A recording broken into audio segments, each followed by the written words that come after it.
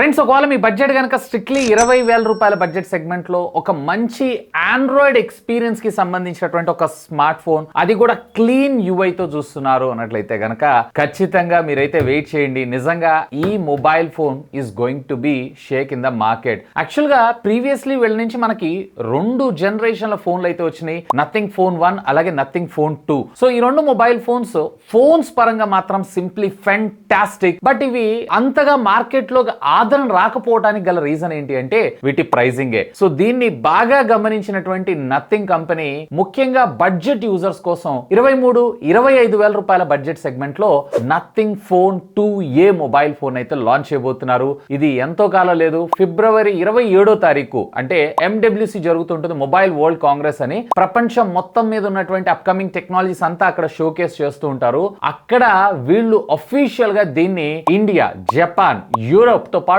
మరికొన్ని global countries లో అయితే లాంచ్ చేయబోతున్నారు. సో దీనికి సంబంధించినటువంటి స్పెక్స్ కూడా మార్కెట్ లోకి రీక్ అయిపోయినాయి. నాకైతే ఈ న్యూస్ వినంగానే ఒకటి అనిపించింది, OnePlus చూసారా? OnePlus ఫస్ట్ వీళ్ళు ప్రీమియం సెగ్మెంట్స్ ని టార్గెట్ చేశారు. లైక్ OnePlus నెంబర్ సిరీస్ మనం ఎక్కువగా చూసేవాళ్ళం. ఆ తర్వాత నార్డ్ అని తీసుకొచ్చి నార్డ్ ఎంత పెద్ద సక్సెస్ అయింది. ఇన్ఫాక్ట్ చాలా మంది OnePlus బడ్జెట్ యూజర్స్ అందరూ కూడా నాట్ ఫోన్స్ ని యూస్ చేస్తుంటారు కాబట్టి మేబీ వీళ్ళు కూడా ఏ సిరీస్ ని నాట్ సిరీస్ లాగా హిట్ చేయాలనేటువంటి అభిప్రాయంతో ఈ డివైజెస్ తీసుకొస్తున్నారు నేను అనుకుంటున్నాను. దీని గురించి మీరేమనుకుంటున్నారు ఖచ్చితంగా కామెంట్ అయితే చేయండి. సో దీంట్లో మీకు వచ్చేటప్పటికే మీడియాటెక్ డైమెన్సిటీ కి సంబంధించినటువంటి 7200 SoC చిప్ సెట్. ఇది కొత్త ప్రాసెసర్ ఏం కాదు, ఆల్రెడీ మనము Vivo V27, Vivo T2 Pro, iQOO Z7 Pro ఇలాంటి మొబైల్ ఫోన్స్ లో చూస్తున్నాం. అఫ్ కోర్స్ ఈ బడ్జెట్ లో వచ్చినటువంటి మొబైల్ ఫోన్స్ అన్ని కూడా సుమారుగా 20-25 రూపాయల బడ్జెట్ కాబట్టి మోస్ట్లీ దీన్ని కూడా అదే బడ్జెట్ లో తెచ్చే అవకాశం ఉంది. అండ్ ప్రీవియస్లీ వీళ్ళు తెచ్చినటువంటి మొబైల్ ఫోన్స్ అన్నిట్లో కూడా క్వాల్కమ్ ప్రాసెసర్స్ వాడారు. ఫర్ ద ఫస్ట్ టైం వీళ్ళు మీడియాటెక్ డైమెన్సిటీ ప్రాసెసర్ అయితే యూజ్ చేయబోతున్నారు.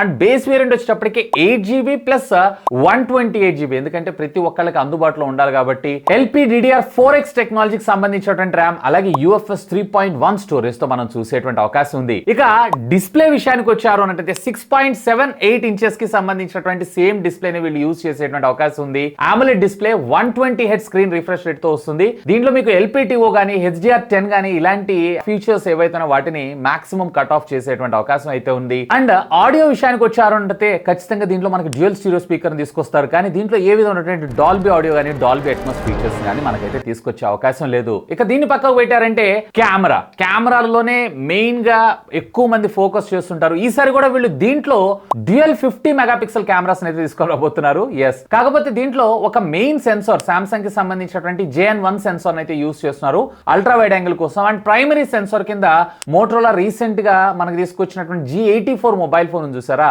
దాంట్లో ఉన్నటువంటి సెన్సార్ నే మనకి ఇందులో వాడేటువంటి అవకాశం అయితే ఉందంట.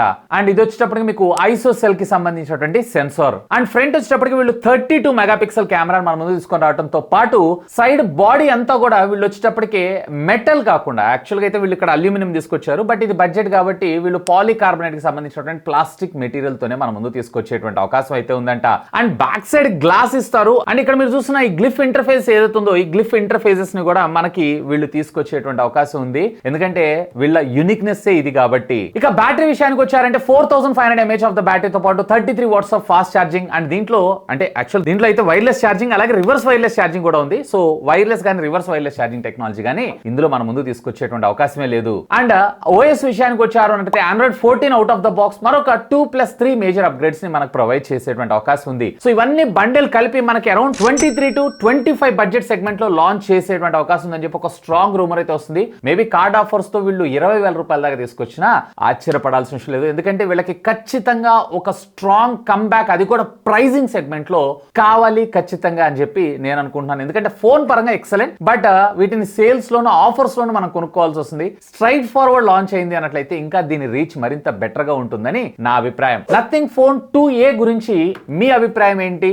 ఒకవేళ ఇవి గనక 25,000 రూపాయల బడ్జెట్ సెగ్మెంట్ లో, యాక్చువల్ గా వీళ్ళు ఎప్పుడు కూడా ప్రైస్ కొంచెం ఎక్కువ పెడతా ఉంటారు కాబట్టి అదే 25,000 మాక్సిమం అనుకుందాం. సో 25,000 రూపాయల బడ్జెట్ సెగ్మెంట్ లో లాంచ్ చేస్తే మీరు కొంటారా? మీ అభిప్రాయం ఏంటి ఖచ్చితంగా షేర్ చేయండి. నా ఎక్స్పెక్టేషన్స్ ప్రకారం 23,000 రూపీస్ లో తెచ్చే అవకాశం ఉందని నేను అనుకుంటున్నాను. That's all for today.